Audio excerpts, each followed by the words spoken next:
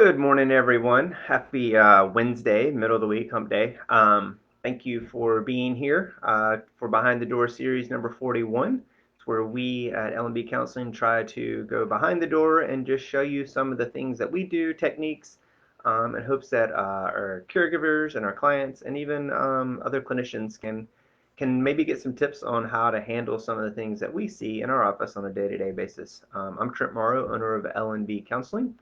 And thanks for being here. We realize most of y'all watch this recorded, but those of you that are here, let me actually click over and make sure I can get the questions. So if there are any questions while I pretty much on the live broadcast, please feel free to type them in and I'll do my best to answer them.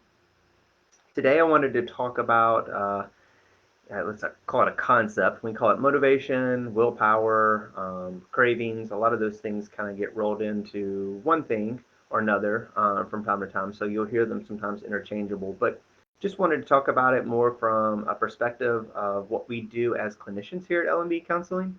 Um, just some, we always like to give you some basic understanding from a science perspective, a neuroscience perspective, to kind of explain maybe some of the thought patterns and the behaviors that are occurring that you're seeing even with yourself or with your child as a caregiver, or maybe even in your own practice. And then to give you some tips on what to do with some of those things. So basically, the way you want to think of motivation is moving towards a direction, a goal. And motivation it doesn't have to be positive or negative. It's very subjective. What my motivation is may be different than your motivation.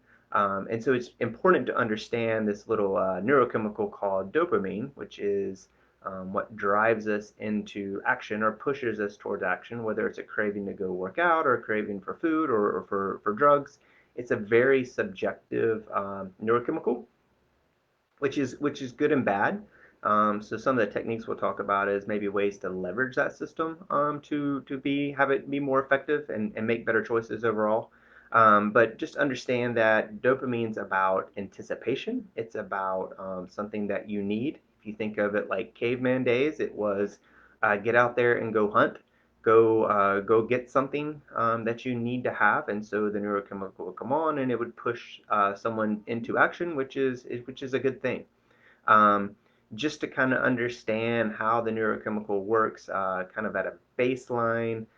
If you want to think of it in concepts of like drips, so like 3 to 4 drips per second is a kind of a normal baseline for dopamine. If you have a ADHD brain, sometimes that dopamine is at a higher drip rate, which is why sometimes you see that impulsivity, just because their baseline is higher. And so the prefrontal cortex, the forebrain, gets more compromised because of that dopamine and that seeking behavior, and that's where you see that impulsivity a lot of times. But on the norm, just think of 3 to 4 drips. If you're doing something that's pleasurable, whether it's like eating food or thinking about eating food, a lot of times that's why the first bite of anything will taste better than the second and subsequent bites.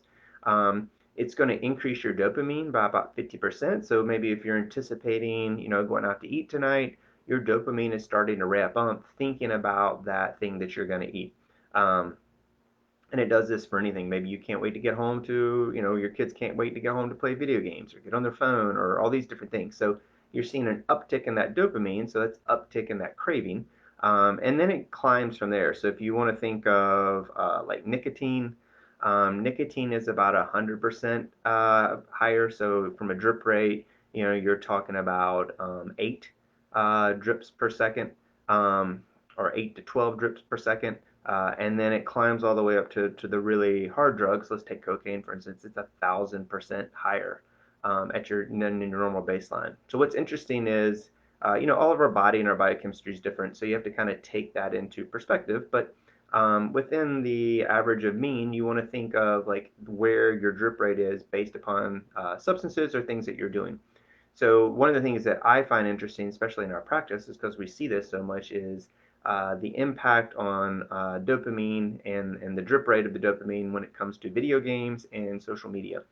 And so video games are somewhere between nicotine and cocaine as far as the dispense rate of that dopamine. And so that's why you see a lot of perseveration, a lot of interest, a lot of talk around these items, whether it's video games or social media, because there's cravings for it, and you're thinking about it, and you want it, and you want it, and you want it. So the interesting part about dopamine is, and this is where it works really well, especially with these video games and social media platforms, is dopamine is interested in novelty. So it's not interested in repetition. So take a game like Fortnite. They're always changing up their platforms, the battle scenery, that kind of stuff. Social media is constantly changing. So dopamine is constantly getting re-engaged in this new novel activity. So it keeps you wanting to do more. And as we've talked about in many other behind the doors, is there's a huge upflow of dopamine through the ventral stratum that occurs. And if it's unregulated in a child and adolescent brain, it can have some significant impacts, even change kind of the structure of the ventral stratum if you continue to do that. So, it's designed, dopamine at its core, you go back to caveman days, is designed to put us into action. And once we have achieved that thing, then the forebrain is supposed to kind of put the brakes on it. And then you get something that's called prolactin that comes in and says, all right, that's enough, no more. Otherwise, you would just continue to forage, continue to eat, and it would be more gluttonous, whatever you're doing, whatever the thing that you've put yourself into. So the brain is designed to put seek and then put brakes on. Some of the things, especially that we see in the practice, is with the advent of a lot of our technology and whatnot, is that they're figuring out ways to get around the brakes by continuing to keep you engaged in these activities.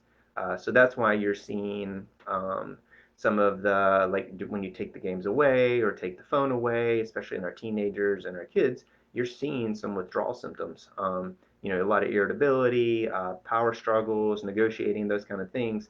And so that's all because of this kind of neurochemical exchange and brain process that's occurring. And so it's important to kind of bear that in mind, that when you're looking at these things, looking at these behaviors, and then you're looking at the response to them not getting what they want.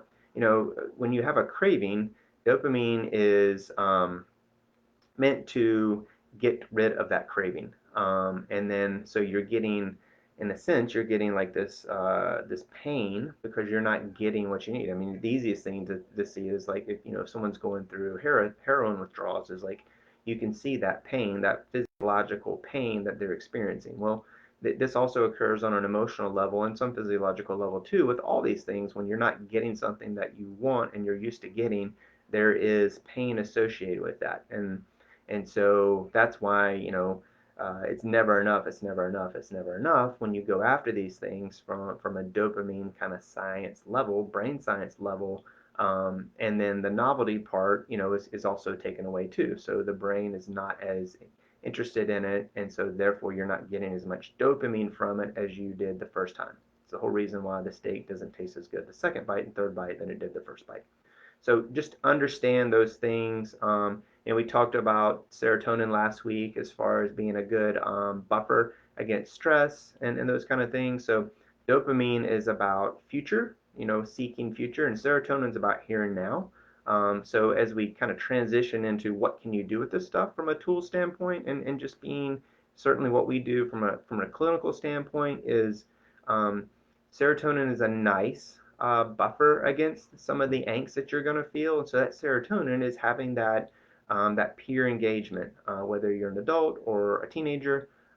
So having peer engagement, it kind of helps you come off of those things. You also want to, especially if you're seeing a lot of withdrawal symptoms, a lot of irritability, a lot of power struggles around these devices, and those types of things, and certainly with substances too, but especially specifically with the devices, you want to have some other things that kind of slow the slope of them coming off instead of having a cliff and just having a lot of pain because it's now taken away from them and they have nothing else.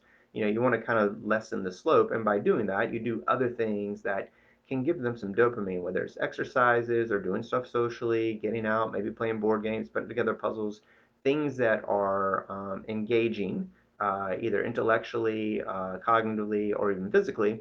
Those still give you the ability to kind of go seek and anticipate, and that's a good thing. So that way they're not just here's the remote control or the video controller or the phone, and then they're just kind of melting down. So you want to give the opportunity to give those things, to have let them have access to it. It's important to, especially with your young people, to have schedules.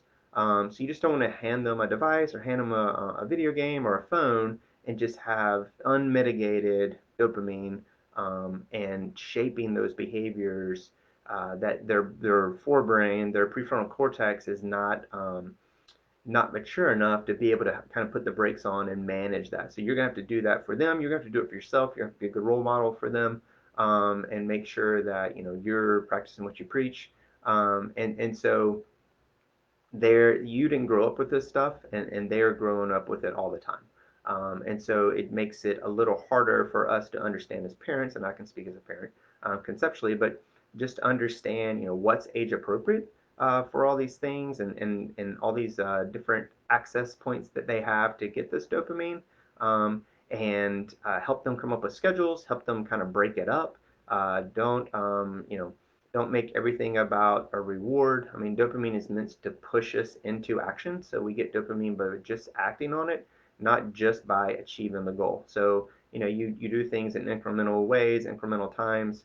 And the last thing that you can think about doing is, since it is subjective, you can reframe what you determine what is hard, what the goal is, what you're striving for, how you get the little bit of cheese to move on to the next thing, and so you can break those down into small incremental steps, and that way the classic is school versus I want to be on my devices, that kind of stuff, and so if you reframe what the goal is, and you can reframe and leverage the dopamine system to move towards that thing, and you're still going to get some dopamine. It's just not going to be the levels that it would be as if you were playing a video game on the phone, or any more than you would if you're doing a really hard drug. So you're just getting less dopamine, but it doesn't mean it shouldn't be the goal. And so if you start reframing some of those systems and what they're walking towards and trying to get, then you can have some really good success with using that dopamine system to increase motivation to get the behavior that is in the best interest of that person or yourself, rather than doing some poor decision making, and dopamine leverage you in the wrong way. So hopefully all that makes sense. And we thank you all for watching. So if you have questions in the future, and as always, if there's topics that you would like to hear more about, we'd love to go into it.